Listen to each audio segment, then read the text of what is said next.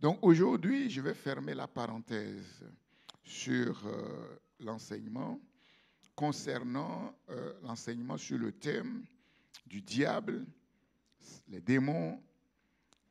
Qui sont-ils? Leur origine, nous savons que ce sont des créatures de Dieu. Leur nature, des créatures qui sont devenues rebelles à Dieu, et sans savoir pourquoi d'ailleurs, puisque comme je vous le disais dans un de mes messages, il est question du mystère de l'iniquité. Comment le diable, qui était à l'origine Lucifer, un ange de lumière, qui a été créé parfait, il est resté parfait jusqu'au jour où l'iniquité s'est retrouvée chez lui. Et cette iniquité, c'est le péché, c'est l'orgueil, c'est la rébellion. Leurs activités, c'est de faire le mal. C'est de faire le mal, de détruire, de voler, de tuer, d'assassiner. Derrière toutes les tragédies qui marquent l'histoire de l'humanité, oui, la main du diable n'est pas loin. Et leur fin, c'est les temps de feu et de soufre. Les temps de feu et de soufre qui est préparé pour eux. Et malheureusement, pour tous les êtres humains qui auront refusé le salut qui leur est offert gracieusement, gratuitement en Jésus-Christ. Dieu ne veut pas qu'aucun être humain soit perdu, mais Dieu veut que tous les êtres humains se détournent de leurs péchés pour être sauvés. Pour être sauvés, mais malheureusement, nous le savons, l'évangile n'est pas toujours bien accueilli. Il est important et vital de savoir les choses qui concernent le diable, les démons, leurs activités, leur nature, de comprendre ces choses afin de ne pas tomber dans les pièges du diable et des démons. Afin de ne pas se laisser manipuler. Comme vous le savez, du moins vous qui avez écouté ces enseignements, le diable est appelé le malin. C'est le séducteur, c'est le menteur, c'est le trompeur. Face à ces manœuvres, il n'y a pas d'illusion.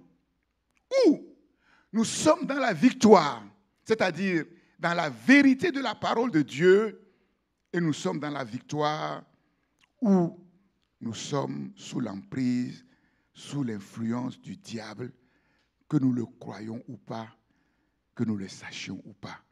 Tous les êtres humains, sans exception, qui n'ont pas la connaissance de la vérité, qui n'ont pas reçu Jésus comme leur Seigneur et Sauveur, sont tous, je le dis sans aucune exception, tous sous l'emprise, sous l'influence du malin. D'une manière ou d'une autre, le diable peut être à l'œuvre dans la vie de quelqu'un sans même que la personne ne se rende compte, sans même que la personne ne s'en aperçoive. Et comme je vous l'ai dit, aucun être humain n'a vaincu le diable.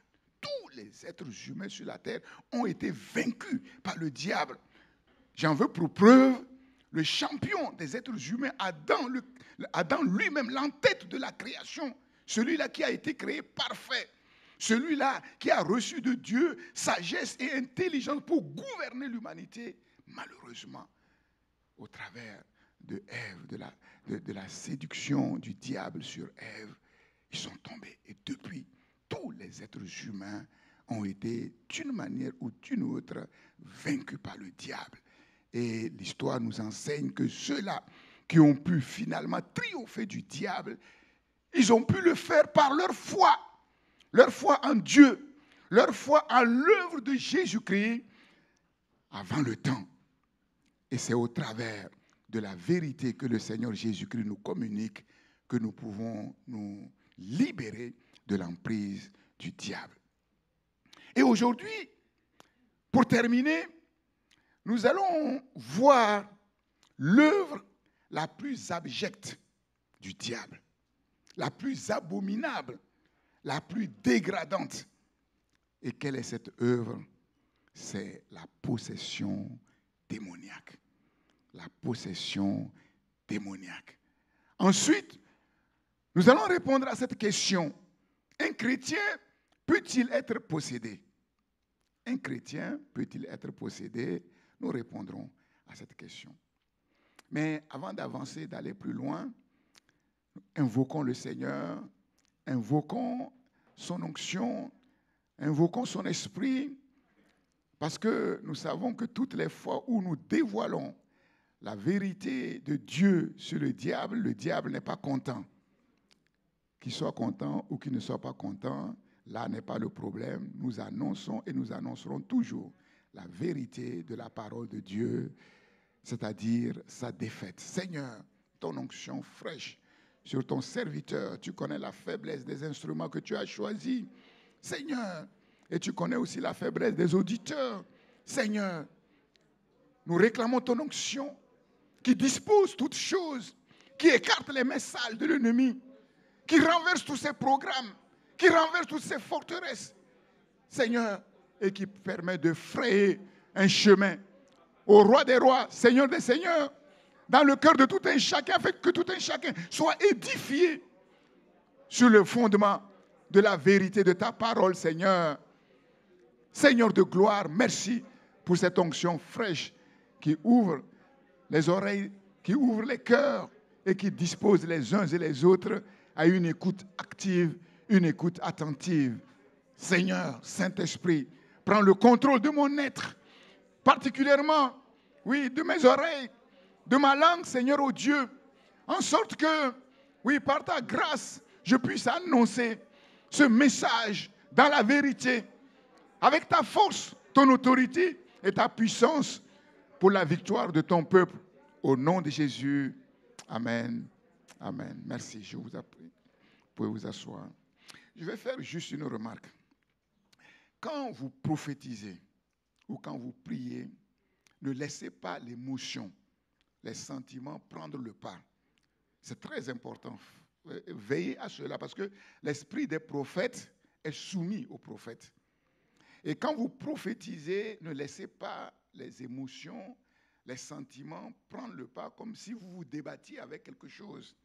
Voyez, vous pouvez annoncer le message de Dieu calmement, comme je prêche calmement. Vous voyez, il faut prier pour cela.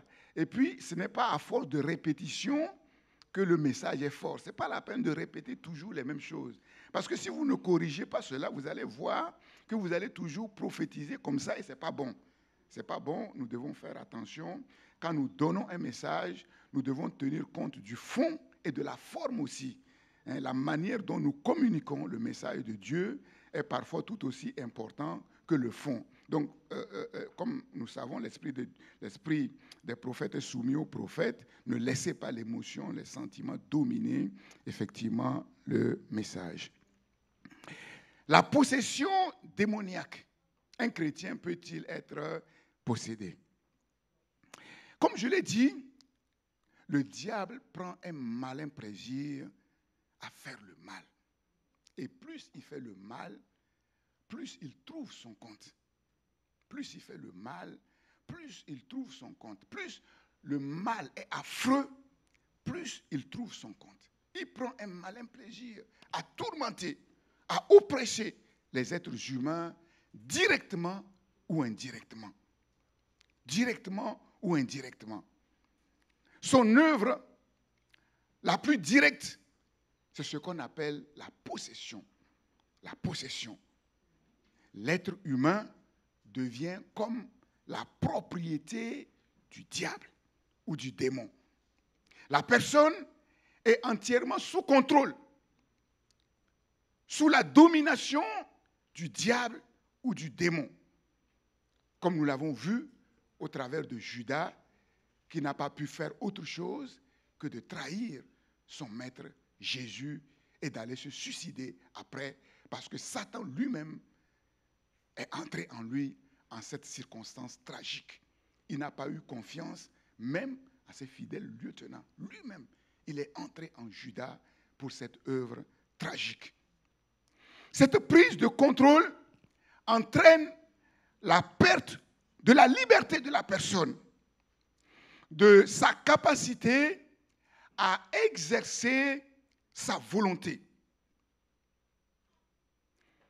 Certains théologiens préfèrent utiliser à la place du mot possession démoniaque, préfèrent utiliser le mot démonisation. Démonisation. Ça signifie quoi? Ça signifie que la personne a un démon. Ils ne disent pas forcément que la personne est possédée par un démon, mais que la personne a un démon. C'est-à-dire que la personne est sous l'influence du démon. Et cette influence, elle peut être plus ou moins forte. Elle peut être plus ou moins forte. Parce que l'idée de possession, le mot possession sous-entend l'idée que, en fait, l'influence est maximale parce que la personne est possédée. Mais le terme démonisation dit que l'influence du démon peut être plus ou moins forte. Et le mot démonisation signifie que quand la personne a un démon, l'influence du démon va de la tentation à la domination et parfois jusqu'à la possession en passant par le harcèlement, l'oppression, l'entrave. L'entrave, c'est-à-dire que le diable retient une personne, le diable gêne une personne, le diable l'assujettit et l'empêche de faire certaines choses. La question qui vient immédiatement est celle-ci. Le diable et les démons sont-ils libres de posséder qui ils veulent? Le diable et les démons peuvent-ils posséder qui ils veulent? La réponse est non. Non. Parce que, comme nous l'avons vu, le diable n'est pas souverain. Le diable et les démons ont besoin d'une permission implicite ou explicite de la personne. Si le diable et les démons avaient la capacité de posséder librement qui ils veulent, la majorité du monde sera possédée. Si le diable avait la liberté de faire le mal quand il veut, où il veut, comme il veut, aujourd'hui sur la terre, il n'y aura plus personne. Parce que pendant que tu es en train de dormir profondément et de ronfler, il vient tranquillement t'égorger, ni vu, ni connu. Voilà, mais il ne peut pas. Il ne peut pas. Ils sont, le diable et les démons, incapables de diriger le vouloir humain de l'intérieur. Il n'y a que Dieu, et Dieu seul, le Créateur, qui a cette capacité de le faire, mais Dieu ne le fait pas sans la volonté de l'être humain. Dieu n'abuse pas de son pouvoir puisqu'il a donné à l'être humain le libre arbitre. Et comme le diable et les démons n'ont pas le pouvoir, en fait, de diriger le vouloir de l'être humain de l'intérieur, ils utilisent de l'extérieur ce que vous savez, la séduction, la tromperie, le mensonge, en faisant croire quelque chose qui est bien, bonne pour la personne, en lui faisant croire que Dieu n'est pas si bon que ça, en lui faisant croire que Dieu ne l'aime pas. Il trouve toutes sortes de stratagèmes pour tromper. C'est un malin. Et son arme, comme nous l'avons vu, la plus efficace, c'est la séduction. Par quel moyen le diable ou les démons parviennent-ils à posséder une personne? Par quel moyen? le péché. Le péché qui donne accès au diable. Le péché qui ouvre la porte du cœur de la personne. Le péché qui permet au diable de manipuler les pensées, les sentiments, la volonté de la personne d'une manière ou d'une autre. Le mal auquel l'être humain choisit de s'attacher. C'est le péché qui est la porte ouverte. Et nous savons que le péché ultime qui facilite l'œuvre du diable dans la possession d'un être, c'est le choix délibéré de faire du diable son allié. Il y a les adorateurs de Satan. Et nous le savons, il y a des artistes, des gens qui sont élevés dans le monde et qui le sont parce qu'ils ont pactisé volontairement avec le diable. Avec le diable. Comme je l'ai dit à plusieurs reprises, Mobutu, Kuku Bendu, Wazabanga, quand il a pris le pouvoir et quand ça chauffait, on peut le dire, puisque si vous regardez le film sur Mobutu, c'est clair. À un certain moment, quand c'était dur, il a dit, moi je ramènerai la paix, l'unité dans mon pays, quitte à faire un pacte, une alliance avec le diable. Avec le diable. Oui. Et c'est lui qui a dit, les Juifs ont leur Messie, c'est Jésus, et les Africains ont leur Messie, sous-entendu, moi, lui. Et nous savons sa fin tragique. Nous connaissons son histoire, sa fin tragique. Malheureusement, sur la terre, il y a des hommes et des femmes pour le pouvoir, ont choisi de pactiser. Il y a des familles qui ont pactisé avec le diable et les conséquences se voient de génération en génération.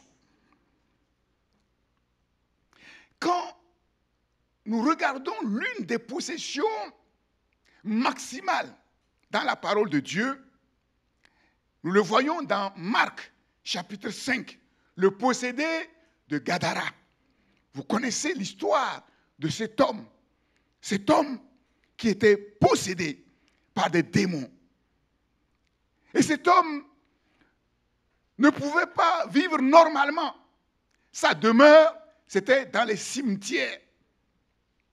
Il se meurtrissait, il se faisait du mal. Il hurlait jour et nuit. Il prenait des pierres et il se déchirait la peau, il se faisait du mal. À plusieurs reprises, on a voulu le maîtriser, le dompter, en le liant avec des chaînes, en mettant des fers à ses pieds. Mais cet homme avait une puissance, un pouvoir, une force colossale.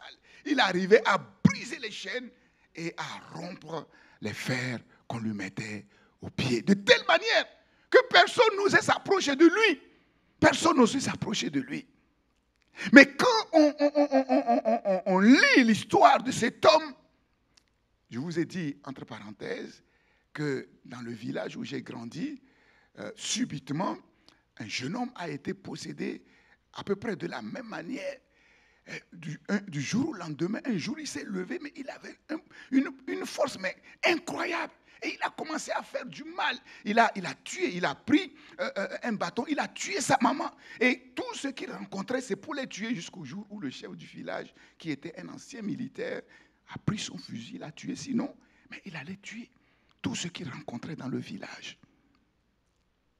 Quand on lit l'histoire de ce possédé de Gadara, il apparaît que même quand la possession est maximale, elle n'est pas à 100%, ni continuelle.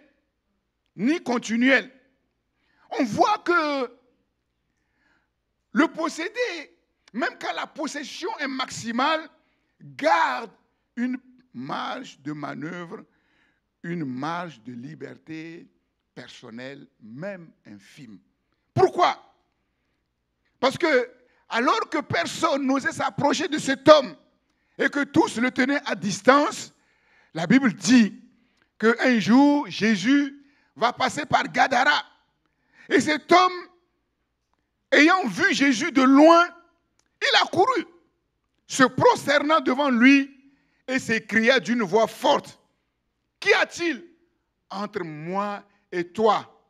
Qu'y a-t-il entre moi et toi ?» Ça signifie, mais pourquoi te mêles-tu de mes affaires? Ce qu'on ne comprend pas, dans le dialogue avec Jésus, il apparaît clairement que c'est le démon qui parle, mais avec hostilité. Puisque c'est le démon qui parle avec hostilité, croyez-vous que c'est ce démon-là qui a entraîné la personne? Non. Non. Puisqu'il dit à Jésus, mais qu'y a-t-il entre moi et toi? Jésus, fils du Dieu très haut. Donc il connaissait bien Jésus. Je t'en conjure, je te supplie, au nom de Dieu. Vous voyez, les démons aussi, ils connaissent Dieu et ils tremblent. Vous voyez, la prière, ce n'est pas toujours signe de spiritualité. Les démons prient au nom de Dieu. Au nom de Dieu. Je t'en conjure, je te supplie, au nom de Dieu, ne me tourmente pas. Laisse-moi tranquille. Donc il apparaît clairement que ce n'est pas le démon qui a poussé cet homme à venir se jeter devant Jésus parce que lui, ce qu'il veut, c'est être tranquille. Tu ne peux pas vouloir être tranquille en allant vers ton ennemi dont tu sais qu'il est plus fort que toi. Car Jésus lui disait, sors de cet homme, esprit impur. Même quand la possession semble maximale, Jésus va demander, qui es-tu? Quel est ton nom? Comme s'il voulait impressionner le Fils de Dieu, il dit, on est légion. Parce que nous sommes beaucoup. Légion, une légion d'anges. Légion d'anges, c'est-à-dire au moins 6000 démons. Déjà, un seul démon fait beaucoup de dégâts. 6000 démons. 6000 démons dans un être humain. Et ils vont commencer à supplier Jésus de ne pas les renvoyer hors du territoire et de leur permettre de rentrer dans les pourceaux qui étaient à côté. Et Jésus va le leur permettre. Là, il y a un mystère. Un mystère. Pourquoi Jésus?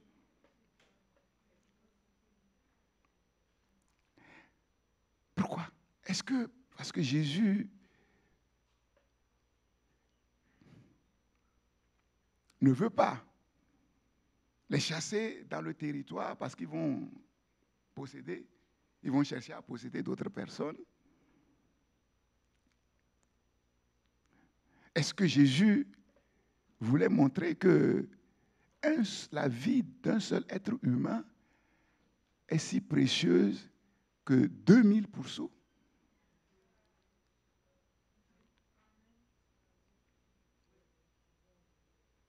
Puisqu'on voit ici que si les démons ont horreur de quelque chose, c'est de errer dans la nature.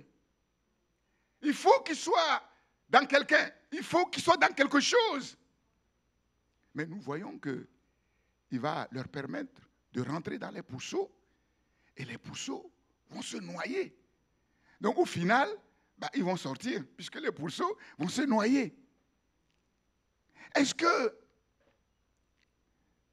il y a un contentieux avec les habitants de ce pays et que Jésus voulait manifester le jugement de Dieu sur les habitants de ce pays, de cette région? La preuve, c'est que l'homme a été libéré, assis, vêtu, dans le bon sens. Et quand les gens ont vu ça, ils sont partis répandre la nouvelle. Les gens sont venus. Ils n'ont pas trouvé autre chose à dire à Jésus. Nous t'en supplions.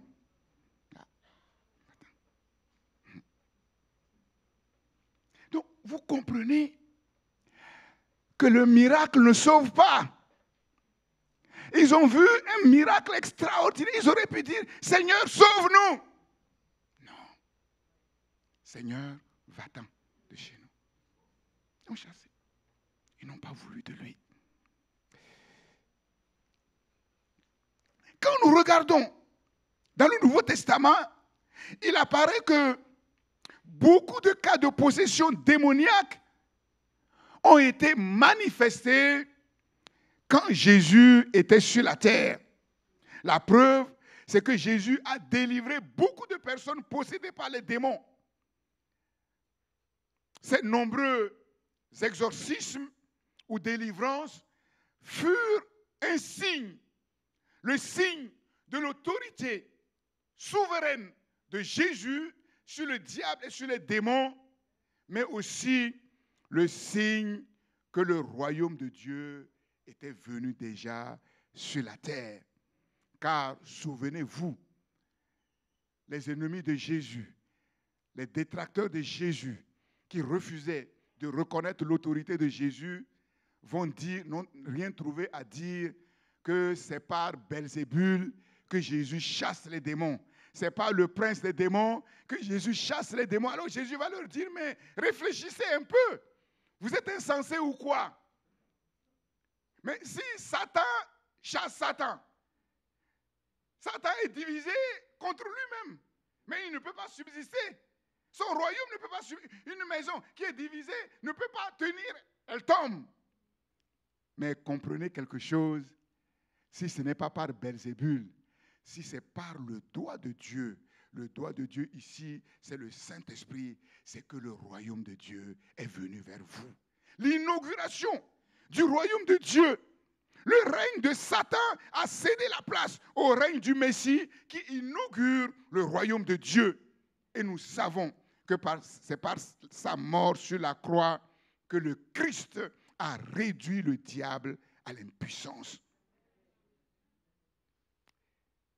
Des textes du Nouveau Testament nous enseignent également et semblent indiquer une nouvelle ère d'intensification des activités démoniaques sur la terre dans les temps qui vont précéder le retour du Seigneur Jésus-Christ sur la terre. Le retour du Seigneur Jésus-Christ sera précédé, comme lors de la première venue du Seigneur Jésus-Christ, d'une activité démoniaque intense, analogue à sa première venue sur la terre. Et je vais vous inviter à lire avec moi, mais je vais lire pour vous dans Parole vivante. Je ne sais pas si l'équipe de diffusion a la transcription de QN, Parole vivante. Sinon, je vais le lire pour vous. Nous allons voir que l'un des signes des temps de la fin, c'est la prolifération des démons et des activités démoniaques. Ils peuvent. Ok, nous allons lire 1 Timothée. Nous l'avons lu le dimanche dernier, mais nous allons le lire encore. 1 Timothée, chapitre 4, verset 1.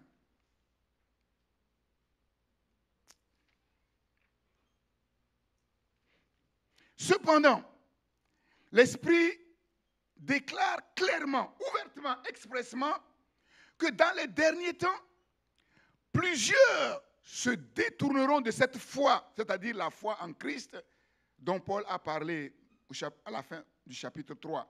Cette foi, parce qu'ils prêteront l'oreille à de beaux parleurs. Et vous savez, les beaux parleurs, aujourd'hui, il y en a beaucoup. Sur les réseaux sociaux, ils sont nombreux. Vous allez en Afrique, en particulier en Afrique noire, vous allez trouver à chaque coin de rue une église. À chaque coin de rue, un prophète. Les beaux parleurs, ils remplissent aujourd'hui la terre. De beaux parleurs qui leur présenteront des doctrines inspirées par des démons. Séduits par l'apparence pieuse de ces prédicateurs d'erreur, ils deviendront victimes des discours mensongers de ces imposteurs dont la conscience est aussi insensible que si elle avait été cautérisée, c'est-à-dire marqués au fer rouge. Ils sont devenus tellement insensibles, comme leur maître. Comme leur maître.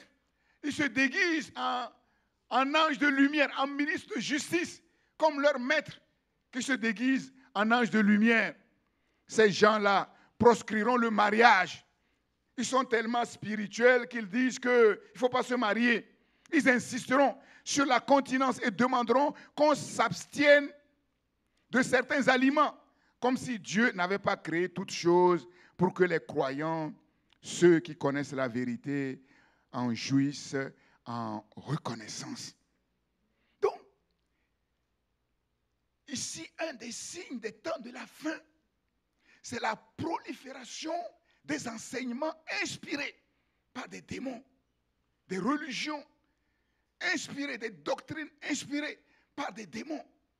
C'est-à-dire que la vérité de l'évangile aura de moins en moins d'écho.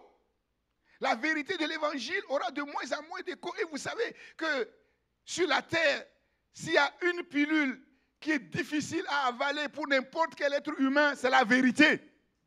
Les gens préfèrent qu'on les trompe. Les gens préfèrent qu'on les séduise. La preuve, les élections présidentielles. Tout le monde sait que tous les programmes des différents acteurs, personne ne les mettra en pratique. Personne. L'histoire nous l'a enseigné. Mais celui qui dit la vérité, c'est lui qui devient le menteur. C'est lui qui n'est pas intéressant. C'est ça. Et quelle est la conséquence de la prolifération de ces erreurs, de ces doctrines inspirées, ces enseignements, ces faux enseignements inspirés par les démons? C'est ce que Paul décrit un peu plus loin.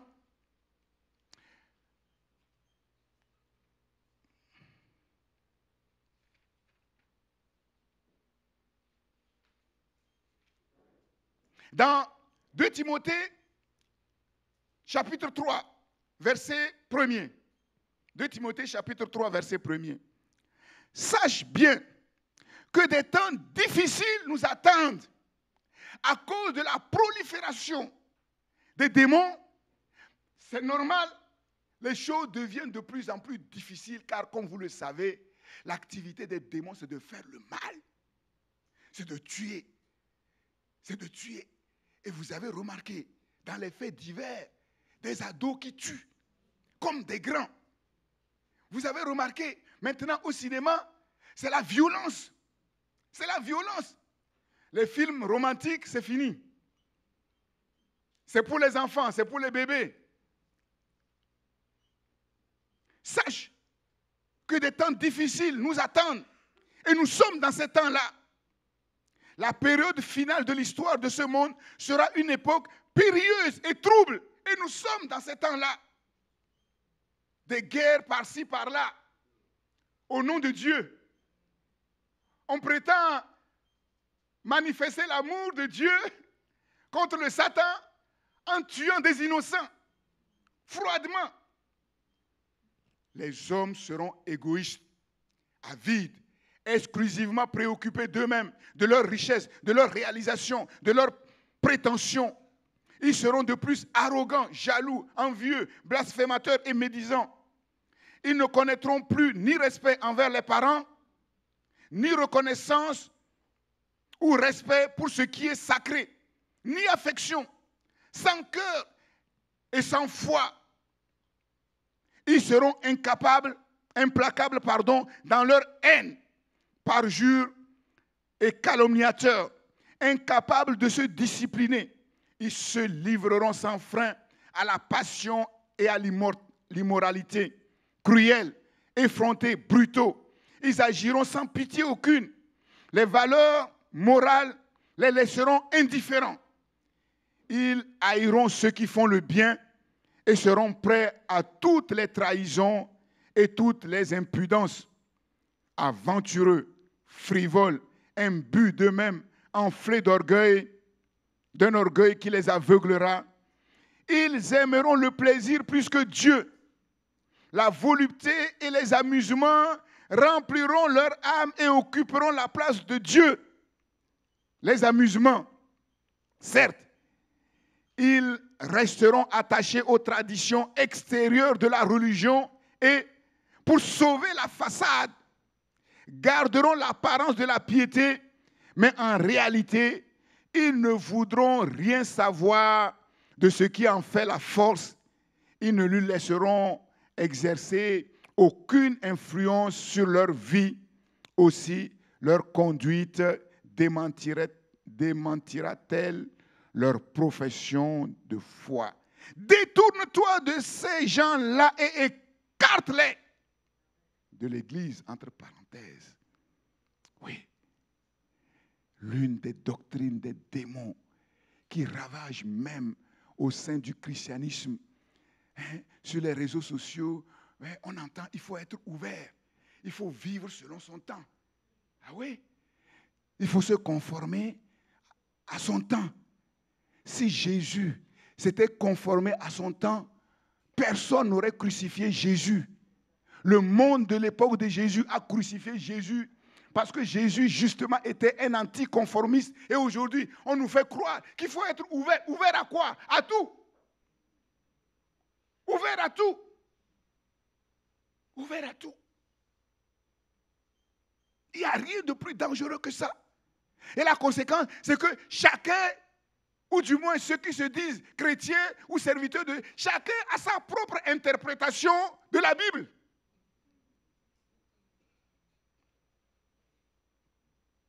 Deux Thessaloniciens, chapitre 2. 2 Thessaloniciens, chapitre 2. L'intensification des activités démoniaques dans les temps de la fin. 2 Thessaloniciens, chapitre 2, verset 1er. Je reviens sur la question du retour de notre Seigneur Jésus-Christ et de notre enlèvement qui nous réunira auprès de lui. Nous vous en prions, chers frères et sœurs, ne vous laissez donc pas si facilement ébranler dans votre bon sens, ni effrayer par de prétendues révélations de l'esprit, par des propos que l'on nous attribue, ou des lettres qui viendraient soi-disant de nous, et qui vous feraient croire que le retour du Seigneur serait imminent, ou même que le Seigneur serait déjà revenu sur la terre. Ne vous laissez surtout pas troubler si vite que personne ne vous égare sur ce point, car le jour du Seigneur n'arrivera pas avant la grande rébellion finale contre Dieu, où les hommes jetteront toute foi par-dessus bord, c'est-à-dire la vérité par-dessus bord. Il faut qu'apparaisse d'abord l'homme sans foi ni loi, l'antichrist, destiné à la perdition, le mal incarné. Il arrivera un temps où on va voir le diable sous son vrai visage. Le mal incarné sera sur la terre au travers d'un homme, l'homme fort du diable, l'antichrist. Lorsque cet adversaire entrera en scène, il se dressera contre tout ce qui porte le nom de Dieu, tout ce qui est l'objet d'un culte ou d'une vénération religieuse. Il ira jusqu'à s'asseoir dans le temple de Dieu et à se faire passer lui-même pour Dieu. Lui-même pour Dieu. Ne vous souvenez-vous pas qu'étant encore près de vous, je vous parlais souvent de ces choses. Donc, ce qui a été longtemps caché, entretenu, va être maintenant révélé. Et nous savons le plan caché du diable, c'est qu'il veut prendre la place de Dieu. Et jusqu'à présent, il ne l'a pas fait. Mais un jour viendra où il va le faire. Il va le faire. Certains commentateurs théologiens disent que quand ici Paul dit qu'il va entrer dans le temple de Dieu et s'asseoir dans le temple de Dieu se prétendant Dieu, certains commentateurs disent que c'est l'époque où effectivement l'Antéchrist va revenir sur la terre. Il y aura en fait 7 ans pour Israël. Les 3 premières années et demie seront des années de séduction. En fait, l'Antéchrist va tellement séduire les Juifs qui vont dire oui, voilà notre Messie. Vous vous souvenez qu'ils ont dit à Jésus sur la croix, si tu descendais de la croix, si tu manifestais la puissance, si tu faisais encore plus de miracles, nous croirons en toi. L'Antéchrist va faire des miracles à l'appel jusqu'à même faire descendre du ciel le feu. Et ils vont dire, voilà notre Messie. Et quand il va voir qu'il réussit à avoir la main mise sur Israël, il va rentrer dans le temple de Dieu et il va se proclamer lui-même Dieu. Et c'est là où les yeux du peuple d'Israël vont s'ouvrir. Et à partir de ce moment-là, va commencer la grande tribulation pour Israël. Il va commencer par les maltraiter.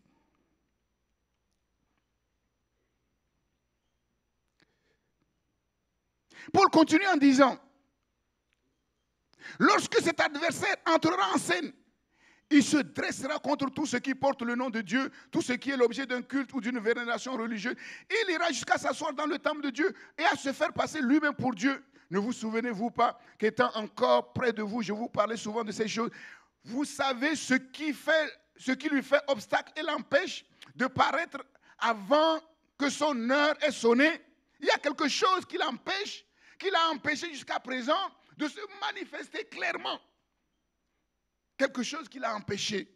Certes, le ferment anarchique, c'est-à-dire l'iniquité, exerce déjà sa mystérieuse action. Dès maintenant, le principe de la rébellion contre toute autorité constituée fait secrètement son œuvre dans le monde.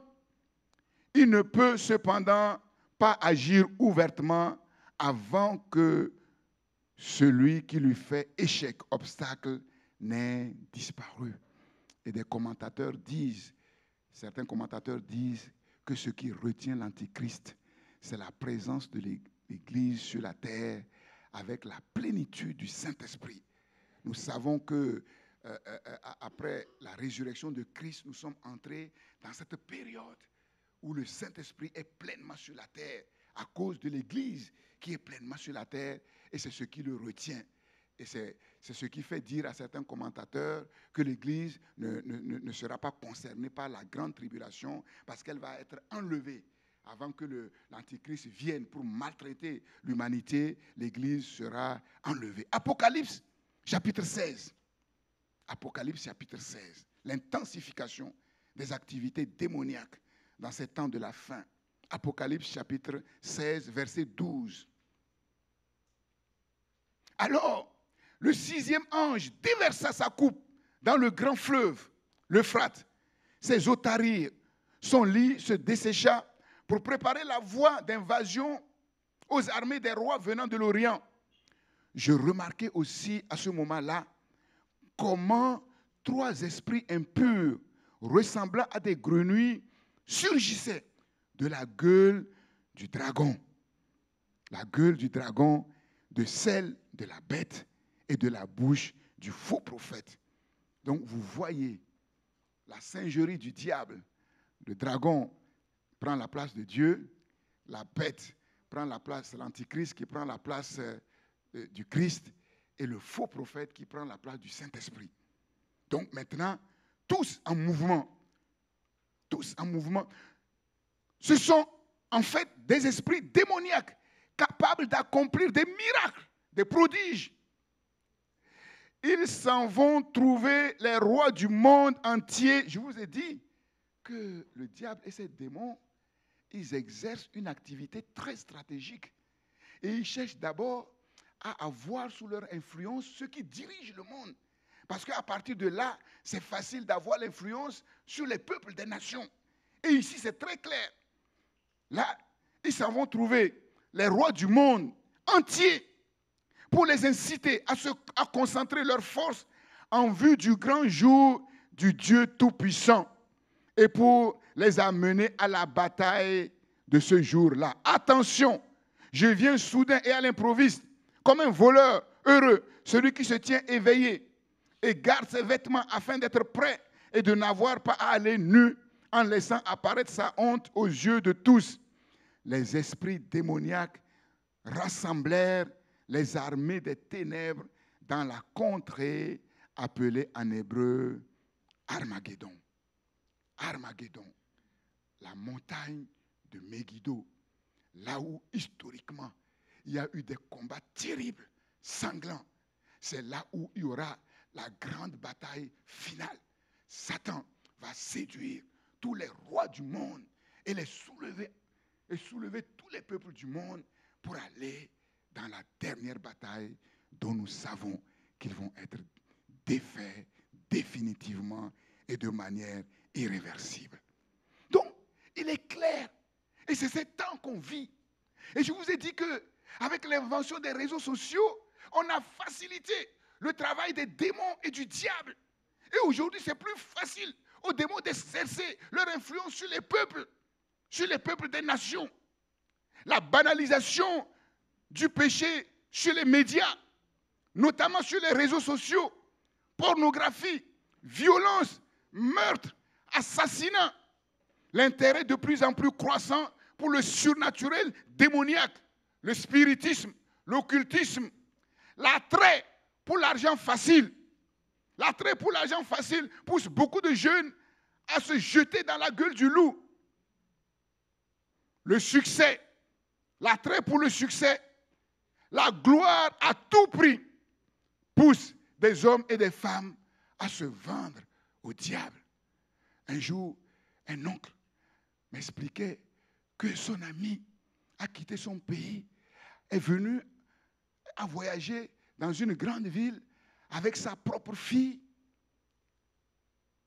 Ils étaient dans le même hôtel et il a tenté de violer sa fille parce que c'était la condition pour être davantage riche. Et j'ai regardé un reportage où il était question des footballeurs qui, pour accéder à la gloire, ont été poussés par les marabouts à coucher avec leur propre mère. Des choses abominables. Des choses abominables.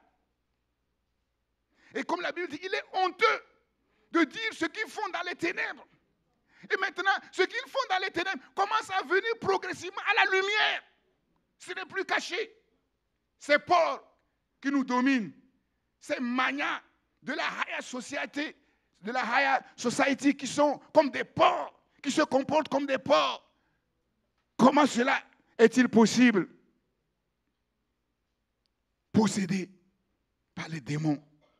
Aujourd'hui, plus qu'hier et beaucoup moins que demain, il est facile aux séducteurs de séduire, de tromper, surtout ceux qui sont addictifs à ces choses, ces réseaux sociaux.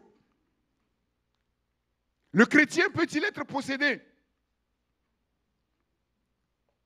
C'est la question. Et c'est une question.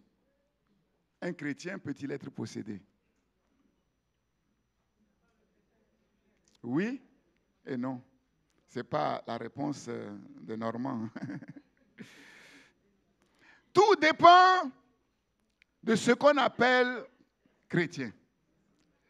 Tout dépend du contenu qu'on donne au mot chrétien. Le mot chrétien est-il biblique? Oui. Acte 11, 26, ce fut à Antioche que, pour la première fois, les disciples furent appelés chrétiens. Alors, c'est qui un chrétien?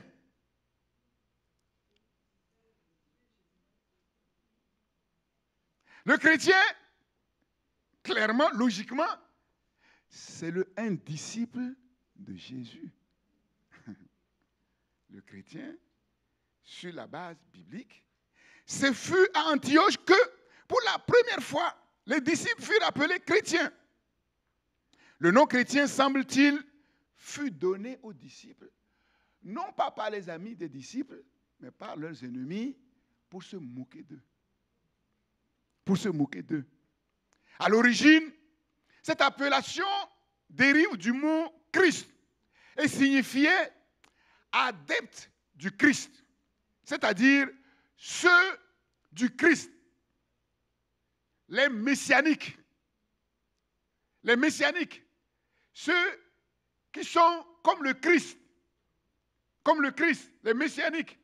En fait, c'était un sobriquet, un surnom populaire que les ennemis des disciples leur avaient donné pour se moquer des disciples. Ensuite, quand on regarde dans le Nouveau Testament, seulement 2 fois, ce mot est mentionné. Actes chapitre 26, verset 28, c'est dans la bouche du roi Agrippa. Quand Paul lui prêchait l'évangile, la repentance, le pardon des péchés par Jésus, et lui témoignait de la résurrection du Christ, à un certain moment, le roi Agrippa va dire à Paul, tu vas bientôt me persuader de devenir chrétien. Et donc, on voit dans cette phrase quelque chose quand même de péjoratif. Hein? Tu vas faire du grand roi Agrippa que je suis un chrétien aussi. Est-ce qu'il est devenu? Nulle part, on a ce témoignage. Et le deuxième passage, c'est 1 Pierre 4,16. Quand Pierre encourage les disciples, les fidèles qui sont persécutés à cause de leur attachement à Christ, il va leur dire, mais si quelqu'un souffre comme chrétien, qu'il n'en ait point honte. Qu'il n'en ait point honte. C'est-à-dire, si on t'insulte en utilisant un sobriquet pour te dénigrer, pour te moquer de toi, le mot chrétien, ce n'est pas grave. N'aie pas honte. Et que plutôt, il glorifie Dieu à cause de ce nom. Qu'il glorifie Dieu à cause de ce nom. Et vous savez que celui qui veut vivre pieusement en Jésus-Christ sera persécuté. Sera persécuté. Combien de disciples sont persécutés aujourd'hui sur la terre? Donnez-moi un chiffre. L'ONG Porte Ouverte a recensé un chiffre. Combien de chrétiens aujourd'hui sont persécutés sur la terre à cause de leur foi? Donnez un chiffre, mais pas farfelu. Combien? 1 million. 360 millions. C'est-à-dire un chrétien sur 7. C'est ça, nous ne prenons pas suffisamment. Nous n'avons pas toujours conscience de la grâce qui nous est donnée de vivre dans un pays tranquille, même si en vertu de la laïcité, ils utilisent quand même la laïcité pour nous mettre les bâtons dans les roues, mais on est loin de la persécution que beaucoup de chrétiens, un chrétien sur 7 aujourd'hui, est persécuté à cause de sa foi. Et ce chiffre va augmenter. Tout cela à cause de l'intensification des activités démoniaques sur la terre. Sur la terre. Donc vous comprenez que si chrétien signifie disciple du Christ, alors il est impossible qu'un chrétien soit possédé par un démon. Seulement aujourd'hui, le mot chrétien ne veut plus rien dire. Tout le monde est chrétien. Tout le monde est chrétien. Un jour, un marabout rendait témoignage devant moi, un guérisseur, dans la maison de mon oncle. Il dit, moi aussi, je suis chrétien. Hein? Moi, je guéris les gens avec mes trucs magiques là, mais je lis aussi la Bible. Tout le monde est chrétien. Le mot chrétien ne veut plus rien dire. Et les chrétiens ont perdu même le sens de ce qu'ils sont vraiment, disciples. Quand on dit aux chrétiens qui sont disciples, il y en a qui disent, ah bon, moi? C'est quoi un chrétien, en vérité? Ou c'est quoi? Qu'est-ce qui caractérise le disciple du Seigneur Jésus? Le disciple du Seigneur Jésus est caractérisé premièrement par sa connaissance. Il connaît son maître. Il connaît son maître, Jésus. Ce que son maître a fait, que personne n'a pu faire et que personne ne peut faire. Il s'est donné à la croix comme un infâme brigand, la révélation suprême de l'amour de Dieu pour l'humanité, car Dieu a tant aimé le monde qu'il a donné son Fils unique afin que quiconque croit en lui ne périsse point, mais qu'il ait la vie éternelle. Qu'est-ce que son maître a fait? Ce que personne ne peut faire pour lui. Ce que ni son mari, ni sa femme, ni ses enfants, ni ses meilleurs amis, personne ne peut faire pour lui. Il s'est donné en rançon parce qu'il n'y avait pas d'autre moyen pour être sauvé. Il a la connaissance de qui est son maître. Il a la connaissance des œuvres de son maître. Et ces œuvres découlent d'un amour que seul son maître peut lui donner. Quand le Seigneur m'a révélé son amour à la croix, j'ai vu qu'il n'y a personne sur la terre qui peut nous donner, ne serait-ce que nous goûte de cet amour-là. Et à partir de ce moment-là, éclairés par la connaissance du Maître, de son œuvre, ce qu'il est capable de faire pour nous, que personne ne peut faire. On prend un engagement éclairé. Et le baptême, c'est un engagement. C'est un engagement d'une bonne conscience envers Dieu. C'est-à-dire que celui qui se fait baptiser montre qu'il a bien compris l'enseignement du Maître et qu'il a pris la décision de suivre le Maître parce qu'il sait que ce que le Maître peut faire pour lui, ce que le Maître peut lui donner, personne sur la terre ne peut le faire. Et c'est au travers de cette relation avec le Maître qu'il peut faire du bien à son entourage, qu'il peut faire du bien à son mari, qu'il peut faire du bien à son épouse, à ses enfants. Parce que notre amour, que ce que nous appelons amour, c'est un amour égoïste. Souillé. Et on a besoin de notre amour pour que le foyer soit solide. L'engagement. Il est caractérisé par son identité. Il est devenu enfant de Dieu. Il est devenu enfant de Dieu.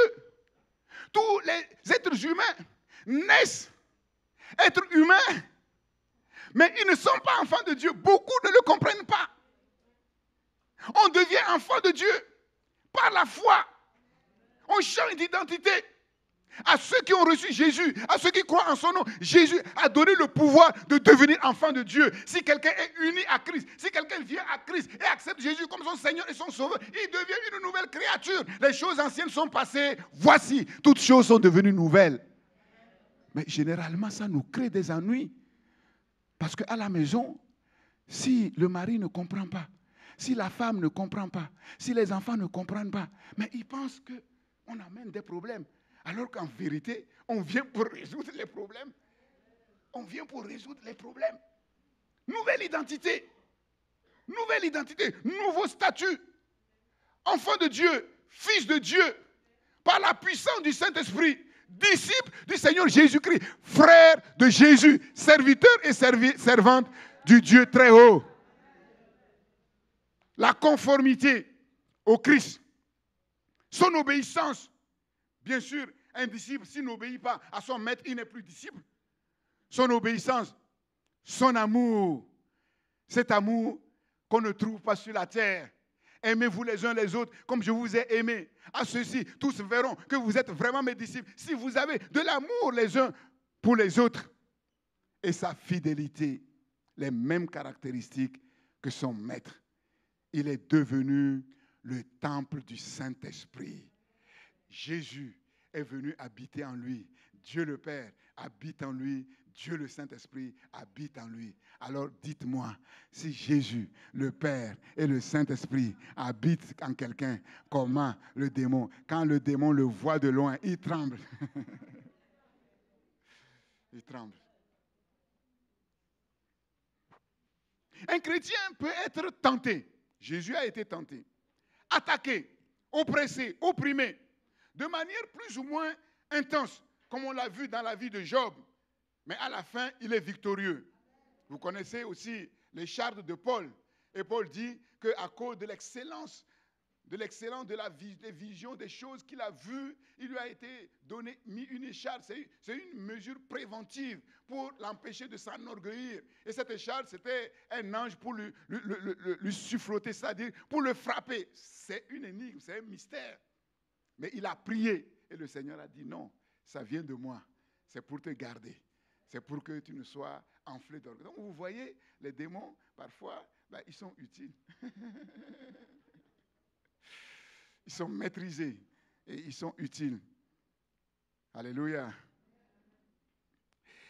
La colère non maîtrisée, l'amertume, la haine, les rancunes tenaces peuvent être des portes ouvertes, des portes d'accès aux démons. Ne donnez pas accès aux démons. De même, les péchés entretenus, non confessés, qu'on refuse d'abandonner. Pierre dit à Ananias, pourquoi Satan a-t-il rempli ton cœur au point que tu mentes au Saint-Esprit et que tu aies retenu une partie du prix du champ? Comment as-tu pu mettre en ton cœur un pareil dessein? Ce n'est pas à des hommes que tu as menti, mais à Dieu. C'est terrible. Mais ici, Pierre ne met pas en doute la conversion d'Ananias. Pierre aurait pu dire non, l'œuvre que tu as faite, ça montre que tu n'as jamais été converti. Non, il n'a pas dit ça. Il dit, mais comment tu as pu laisser Satan remplir ton cœur? Comment as-tu pu décider en toi-même de commettre une telle action? Donc nous voyons qu'on peut être un chrétien authentique, on peut être un disciple, mais si on ne veille pas, on peut donner accès au diable. Et parfois, ça peut être fatal. Ça peut être fatal. Ici, c'est fatal. Ananias est tombé raide mort. Sa femme qui est venue, il lui a posé la même question. Elle a répondu de la même manière. Donc ils se sont entendus tomber raide mort. Ça, c'est dans le Nouveau Testament. C'est sérieux. Et là, Pierre ici le dit comme une énigme. Comment un vrai disciple peut-il se retrouver dans cette situation-là? Comment? Attention à ces mauvaises habitudes auxquelles on reste attaché. Attention à nos entêtements. Nous savons très bien que ce n'est pas bien, mais nous nous attêtons. Ce sont les péchés cachés, entretenus, qui sont les portes ouvertes au diable, aux démons. Dans ces conditions, le chrétien peut être rempli des pensées démoniaques. Je vous ai montré comment le diable a tout fait pour prendre le contrôle du cœur de Pierre. Comment il a tout fait pour détruire la vie de Pierre. Mais comme la foi de Pierre était authentique, sincère, Jésus l'a vu, il a prié pour que cette foi ne défaille point. Et la prière de Jésus l'a sauvé. L'a sauvé. Et nous avons vu comment Jésus a tout fait avec tendresse, sans brutalité. Pousser Judas à prendre conscience que ce qu'il faisait n'était pas bien. Et comment Judas s'est entêté. S'est entêté. Oui, dans ces conditions, le chrétien peut être rempli. Le disciple peut être rempli des pensées démoniaques. Il peut être lié dans certains de ses comportements. C'est ainsi qu'on voit certains chrétiens se comporter d'une certaine manière. Ils parlent on essaie de corriger, et quand on essaie de corriger, on devient leur ennemi. On ne comprend pas. On ne comprend pas. Le chrétien peut être sous influence démoniaque. Le diable aussi peut insinuer parfois certaines pensées pernicieuses, destructrices du genre « Dieu ne t'aime pas ». Dieu fait des favoritismes. Il bénit certains et puis les autres, il les hait. Et on ne sait pas pourquoi. Regarde ta vie, malgré tous les efforts que tu fais là, le résultat, c'est quoi? C'est zéro. Si c'est au moins c'était zéro, ça va, c'est négatif.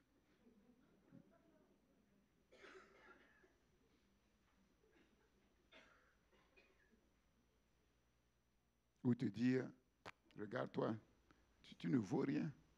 Tu es bon à rien. Personne ne t'aime. Il est inutile de vivre. Mieux vaut te suicider. Comme ça, tu seras tranquille. Parce que tu n'arriveras à rien. Tu ne réussiras jamais. Tu ne te marieras jamais. Et vous remarquez, toujours négatif. Négatif. Négatif. Négatif. Quand c'est négatif, arrière de moi, Satan. Arrière de moi, Satan. Ou bien, la ruse. Satan peut séduire et faire croire à tort que nous sommes quelqu'un de bien. Si tout le monde était comme moi, le monde sera bien. Que nous faisons le bien. Nous sommes gentils. Non, ne t'inquiète pas, ta vie, elle est consacrée. Quand le pasteur prêche sur la consécration, on a l'impression que c'est pour les autres. Nous, on n'est pas concernés. Oh, moi, je suis dans la vérité. Dans la victoire. Oui, là, c'est positif. Mais si c'est vrai, c'est bien. Mais si ce n'est pas vrai, C'est terrible. Terrible. Quelqu'un qui pense qu'il est dans la victoire, il est dans la vérité, c'est le pire. C'est le pire. Jésus dit aux pharisiens, mais si vous étiez aveugle, mais il n'y a pas de problème. Parce que les pharisiens disent, mais quand tu parles là, c'est comme si tu dis que nous aussi, on est, il dit, non, nous aussi, on est aveugles. Il dit, non, mais si vous étiez aveugle, il n'y a pas de problème. Moi, je suis venu pour ça. Je vais vous guérir, il n'y a pas de... Mais parce que vous croyez, que vous voyez, c'est là où non seulement votre péché demeure, mais on ne peut rien faire. On ne peut rien faire. Voilà pourquoi moi je me remets toujours en question. Toujours. Mon titre de pasteur ne m'assure pas ma place au ciel. Non, je me remets toujours en question. C'est ça. Parce que le diable peut me faire croire quelque chose qui est faux. Faux. Paul dit, c'est pas parce que je me sens coupable de rien que je suis juste devant Dieu. Parfois, on peut croire qu'on est juste alors que c'est faux. Parfois, on peut tourmenter son âme en disant, avec ce que j'ai fait là, Dieu ne peut pas me pardonner, alors que Dieu a pardonné et que quand Dieu te regarde, il est dans la joie. Ça n'a rien à voir. C'est ça. Comment être délivré? Comment être délivré? Satan, comme je l'ai dit, est un ennemi coriace. Mais il y a un plus coriace que lui. Satan est un ennemi fort. Jusqu'au jour où le plus fort est descendu sur la terre. Jésus, la postérité de la femme, a écrasé la tête du serpent par sa mort à la croix et par sa résurrection. Avant sa mort d'ailleurs, Jésus a vu par avance Satan tomber du ciel comme un éclair. À la croix, Jésus a triomphé publiquement de Satan. Il a brisé son pouvoir. Il a dépouillé des armes dans lesquelles il se confiait. Il a dompté. Il a maîtrisé. Il a dépouillé les dominations et les autorités et les a livrées publiquement en spectacle en triomphant d'elles par la croix. Alléluia. Quand Jésus est mort sur la croix de Golgotha, les démons et les anges spirituels, les êtres spirituels ont vu clairement et publiquement la chute définitive et irréversible de Satan. Satan est un adversaire coriace, mais celui qui est plus coriace que lui est venu. C'est un adversaire fort, mais celui qui est plus fort que lui est venu et depuis, il est vaincu. Pour le chrétien, comment être délivré? Un seul moyen, la repentance sincère et l'abandon du péché. Chasser du matin jusqu'au soir les démons de l'impudicité, les démons de la colère, les démons de la rancune. C'est un leurre. C'est se déresponsabiliser. Et c'est encore un mensonge du diable. Celui qui cache ses transgressions ne prospère point. Mais celui qui les avoue et les délaisse obtient miséricorde. Proverbe 23, verset 13. Quand on a péché, il faut se repentir sincèrement. Il faut tourner le dos au péché et il faut confesser sa nouvelle identité en Christ. Ce sont là les clés pour se libérer du diable et des démons. Dans tous les cas, pour vaincre le diable, il est essentiel d'avoir une bonne connaissance de la vérité, de la parole de Dieu. C'est l'arme fatale contre le diable. Le diable ne peut rien contre cette arme fatale. Vous connaîtrez la vérité et la vérité vous rendra libre. Mais pour le non-chrétien, c'est la prière au nom de Jésus. Mais là aussi, que d'erreurs ont été faites sur le fameux ministère de délivrance. Que d'erreurs ont été faites.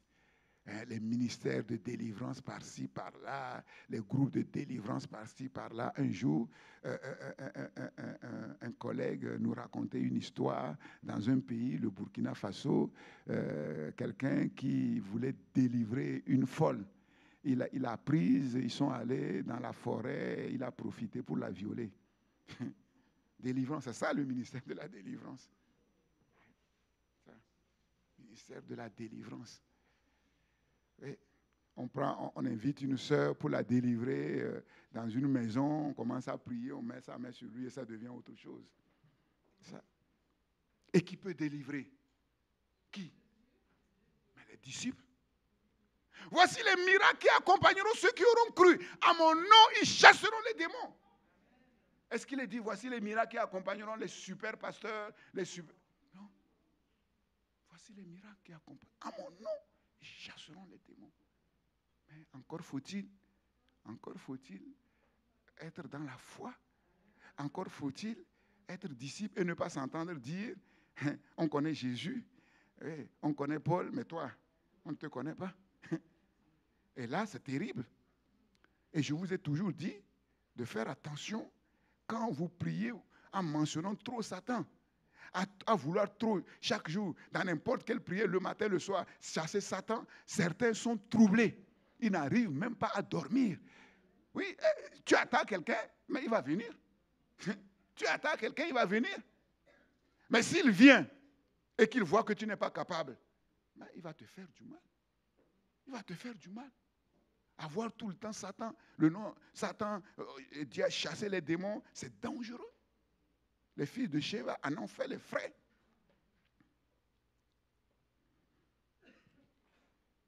Pourquoi n'avons-nous pu chasser ce démon? Les disciples posaient la question à Jésus. Il y a plusieurs catégories de démons. Je me souviens, un jour, j'ai été confronté à une délivrance terrible. Et je ne vais pas rentrer dans les détails. Quand j'ai pris cette jeune femme dans ma voiture, devant la Société Générale, pour aller prier pour elle, dans l'appartement de mon bien-aimé frère Régis, j'avais l'impression que j'avais une tonne de ciment dans la voiture. Et j'ai compris que c'était sérieux.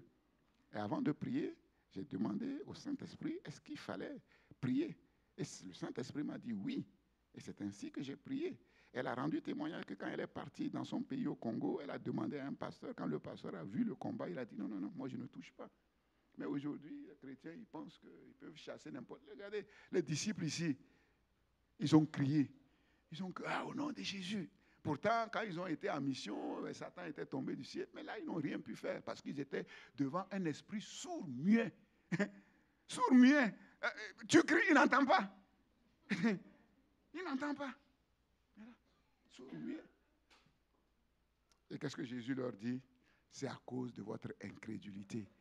Si vous avez la foi comme un grain de sénévé, vous ordonnerez à cette montagne, déplace-toi, et elle vous obéirait. Mais cette sorte de démon, cette espèce de démon-là, ne part que par le jeûne et la prière. Donc c'est sérieux. Il y a plusieurs catégories de démons. Plusieurs catégories de démons. Et quelques remarques pour terminer. En général, les personnes qui sont possédées viennent rarement d'elles-mêmes. Quand quelqu'un vient me voir, pasteur, prie pour moi, je suis possédé. Tu ne vois pas que je suis possédé? Comme je vous ai dit, c'est la puissance d'attraction de Jésus qui a forcé cette légion à venir se prosterner devant Jésus. Sinon, les démons font tout pour empêcher ceux qui sont possédés de venir à l'église. C'est un combat. Donc, prudence. Prudence. Quand quelqu'un dit, prie pour me délivrer, moi, je ne prie pas. Je comprends qu'il y a un problème. Les démons sont toujours réticents à sortir. Même devant Jésus. Ils sont tous... Pourquoi? Il dit, je ne connais qu'un seul langage, la force. Ou je suis plus fort, ou tu es plus fort. Il n'y a pas d'alternative. Et même quand il voit que tu es fort, il résiste quand même. Il résiste quand même. Toujours réticent. Et quand quelqu'un est délivré, il faut tout de suite qu'il soit sauvé. Qu'il reçoive Jésus dans son cœur.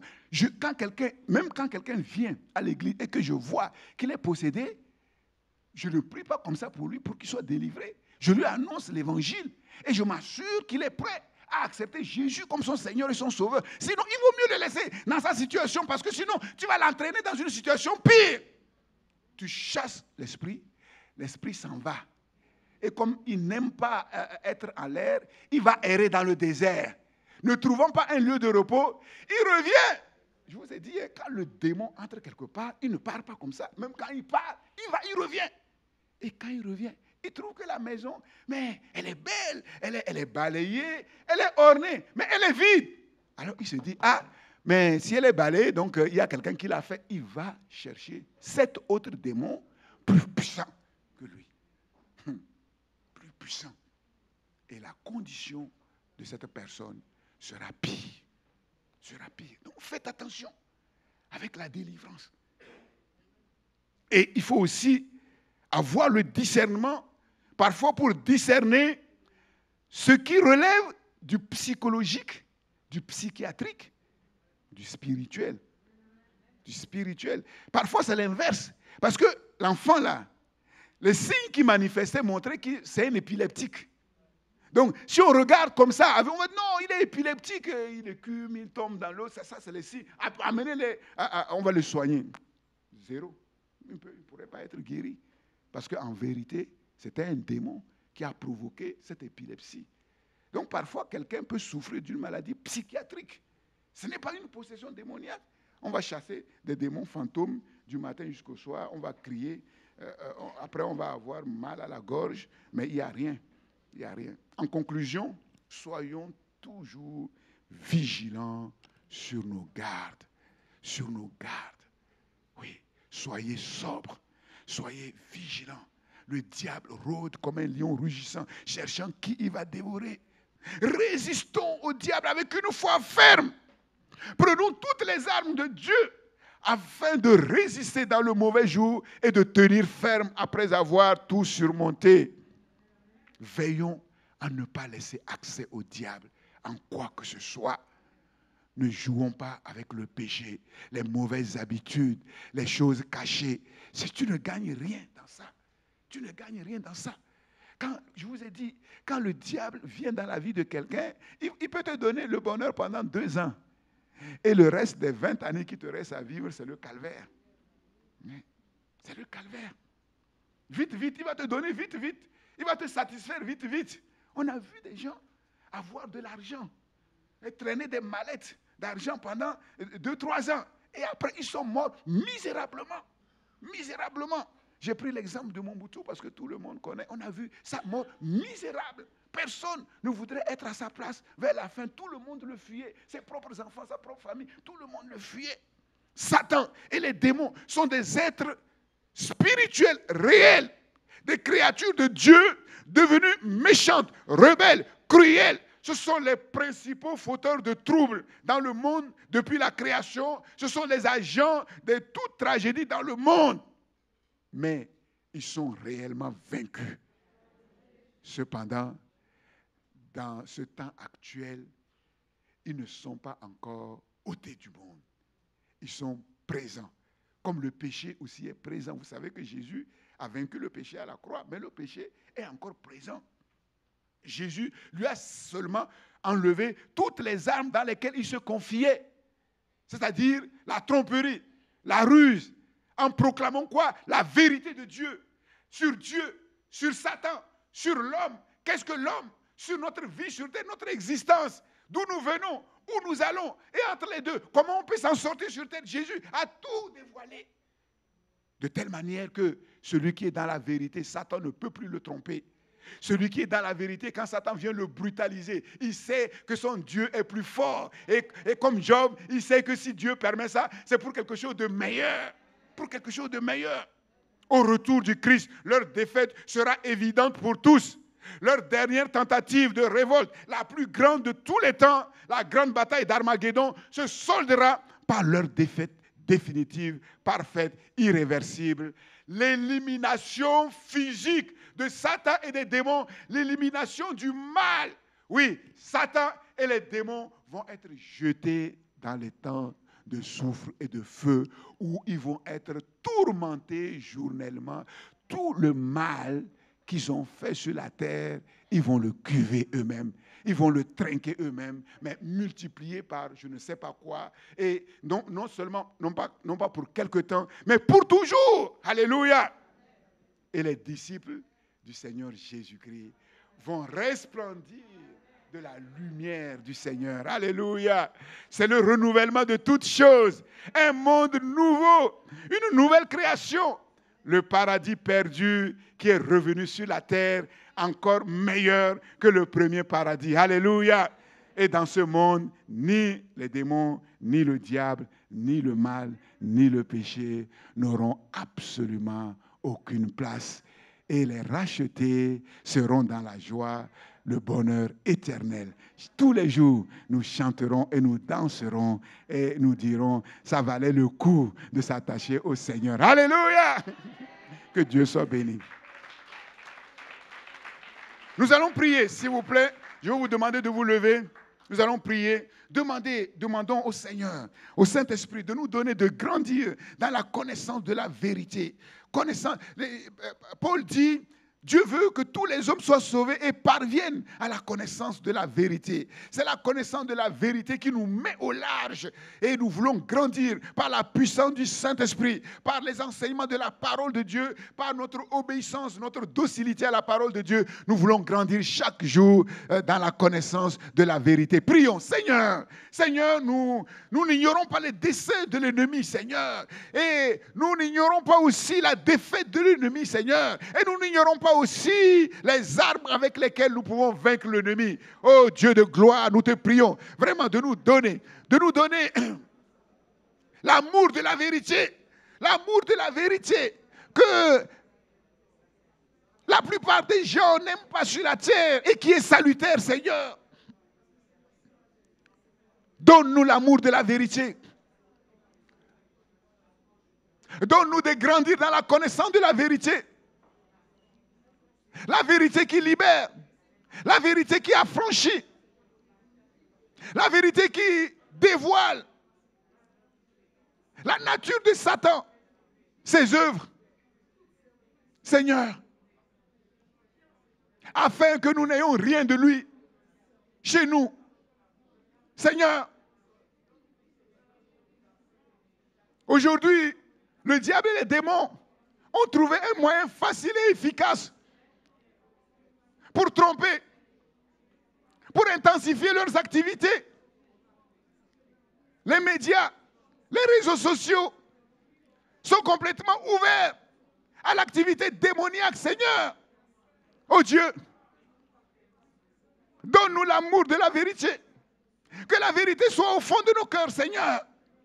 Et que nous puissions grandir dans la connaissance de la vérité, afin de demeurer libres, afin de discerner ses manœuvres et de savoir comment nous positionner pour le vaincre, Seigneur.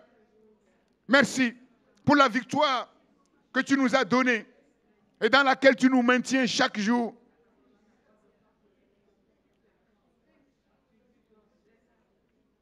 Merci pour la connaissance de ta personne. Et nous voulons proclamer la vérité de qui tu es, Seigneur Jésus,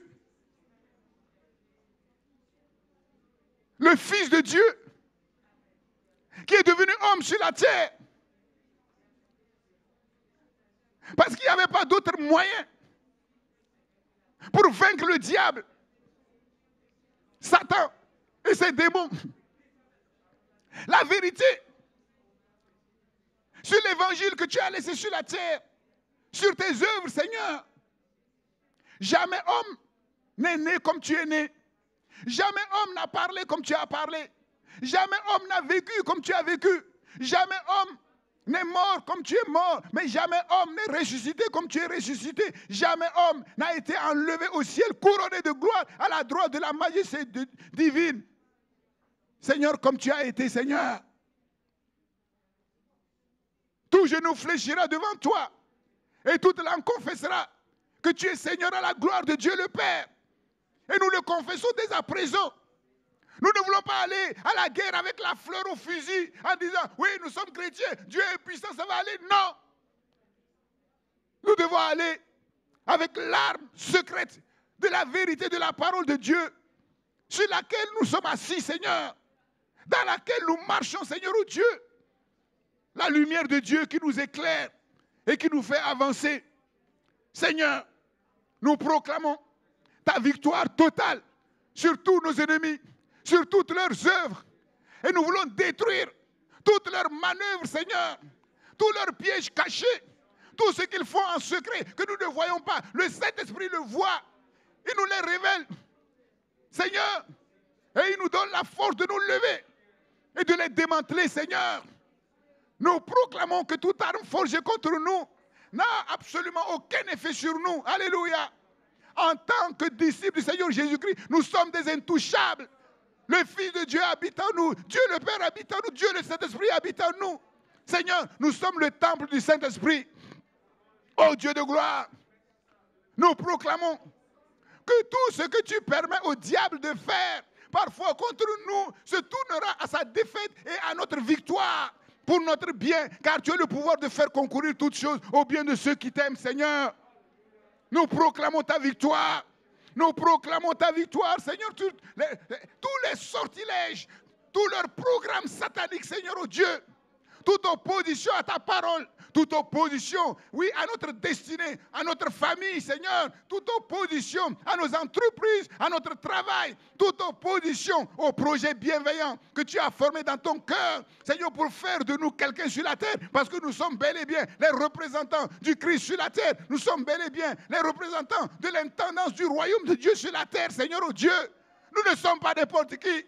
Même si le monde ne nous connaît pas comme tel, parce qu'il refuse de connaître Jésus comme tel, il n'en demeure pas moins vrai que la vérité, c'est que nous sommes, oui, les disciples du Christ, et en tant que tel, plus élevés que tous, Seigneur, oh Dieu, parce que notre Seigneur est élevé au-dessus de tous, et nous sommes assis avec lui, oui, à la droite de Dieu le Père.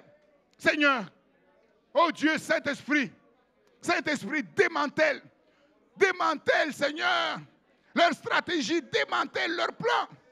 Oh Dieu, Seigneur, que tout leur programme savamment ficelé, Seigneur, saute, vole en éclats. Seigneur, nous proclamons que ta parole est la vérité. Tu as libéré sur nous de belles paroles.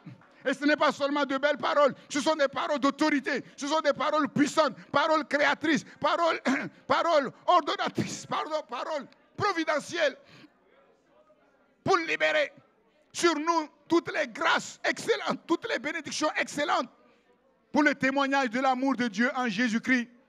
Père, que toutes les persécutions, les tribulations de l'ennemi soient vouées à l'échec, Seigneur.